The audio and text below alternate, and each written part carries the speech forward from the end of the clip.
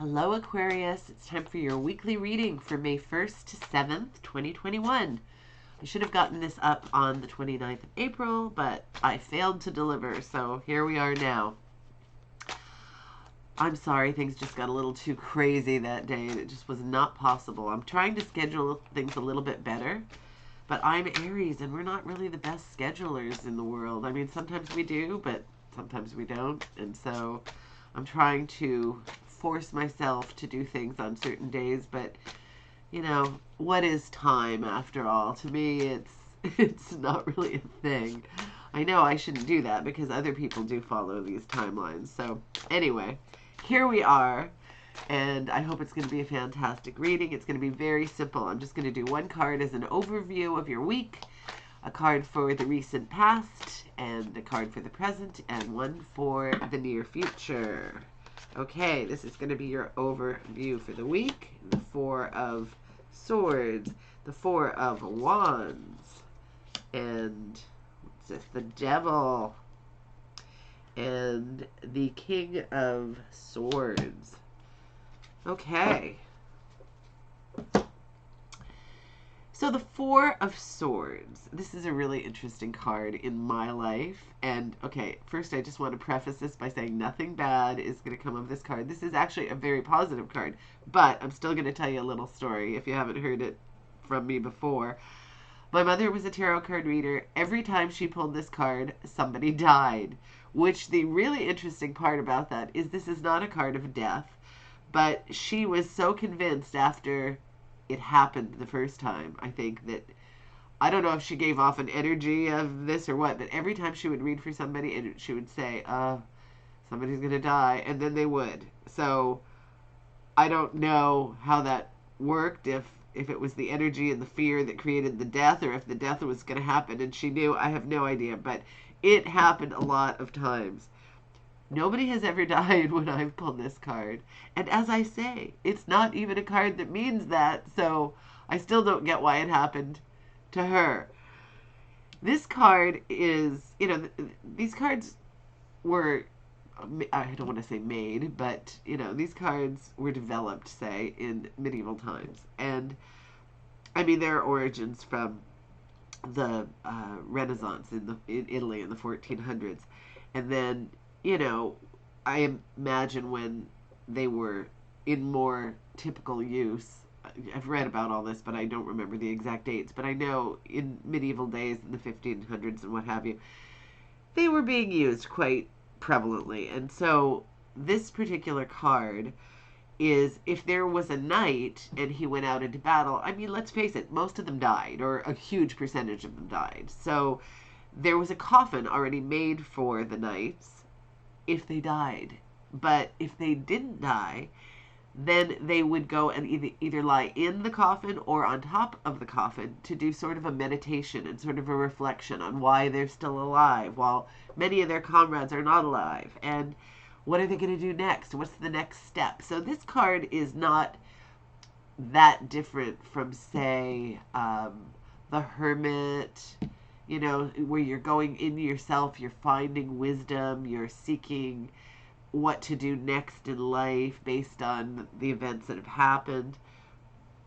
It's a very positive card. It's a positive card about you sort of finding yourself and looking at what you've done and looking at where you're going, because you do have this great life ahead. So, figure that out. What are you going to do next? I mean, we're only here for so long, and let's make the most of it.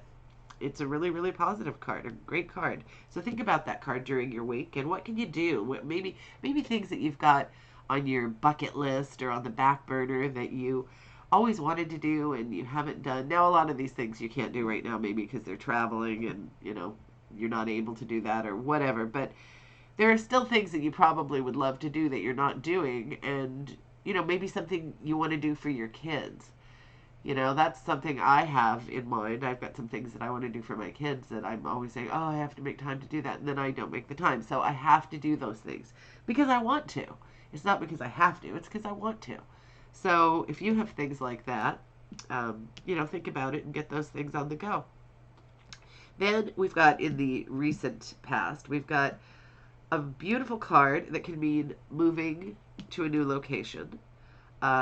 It's a very happy card, a celebratory card. As you can see, everybody's happy and having a good time. There are garlands in the air, it's wands, it's action, it's very positive.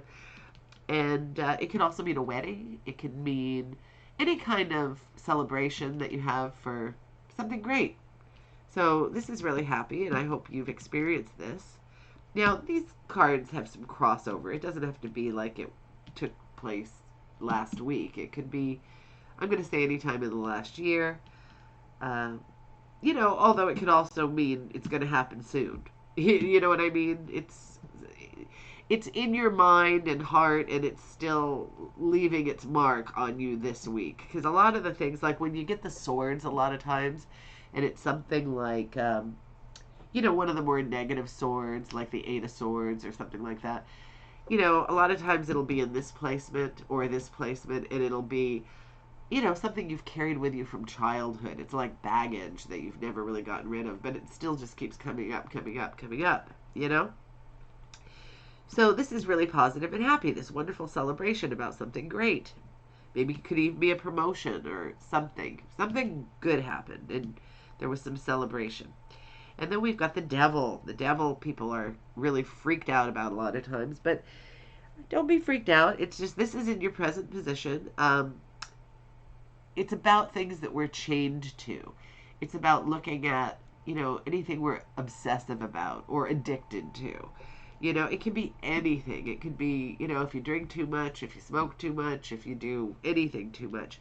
If you, like, one thing I always tell people when it comes to things like this, a lot of times the obsessive thing is something you do to yourself, like have a bad internal dialogue. If you beat yourself up mentally, that is definitely something people are kind of chained to. I've had people say to me when I've told them they have to stop saying bad things to themselves, like you're stupid, you're this, you're that, I could have done this better, you failed.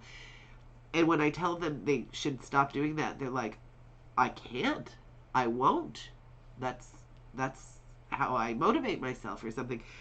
There are better ways to motivate yourself. I mean, if it's been successful for you, imagine how much more successful it'll be if you're your own best supporter. You really should never speak to yourself in a way that you wouldn't accept somebody else to speak to you. I mean, obviously. And also, you should love yourself more than anybody loves you. So you should be telling yourself fantastic things because that's like fuel to the fire. It'll make you be able to do more things even better. So, that's one possibility. It could be anything. Maybe you shop too much. Maybe you are a little OCD and, maybe we can work on that a little bit. Anything you're obsessive about and anything that you're doing that's harmful to you. Whether it's harmful to you mentally, whether it's harmful to you physically, get that under control because you can. You absolutely can. And if you don't think that there is anything, great. Maybe it's just a warning that you'll be in a situation where those things could be problematic, if you were somebody who was in college, say, and you didn't drink a lot, but maybe you drink a little, and I get this card, I always tell people, just be careful, don't maybe be very careful about going along with things. If you're at a party, watch your drink, don't let anybody mix your drinks, that kind of thing, because substances can become a problem in that case, even though it's not an addiction or anything. So, anyway, just food for thought. And then we've got the King of Swords. So the King of Swords is very strong and brave and judicious and runs a great kingdom. He might be somebody you know. He is a little cool, a little calculating, which is one of his charms because he gets stuff done. He is intelligent, highly intelligent. He is able to communicate very, very well. This is in your near future. Maybe this is your potential mate, or maybe this is, somebody that you already know, a great friend or a work associate, maybe your boss, because this guy's in some, position of authority. And he's a good communicator.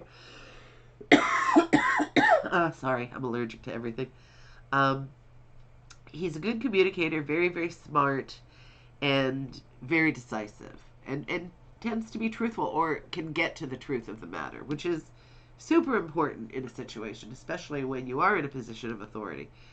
So that's in the near future. Here's your present. We've had this celebration, hopefully. I'm very interested in what's going on with you. My email address is below if you want to tell me anything whatsoever. And I will be posting also your month of May video today. So have a fantastic week ahead. Do something great, and I'll talk to you soon.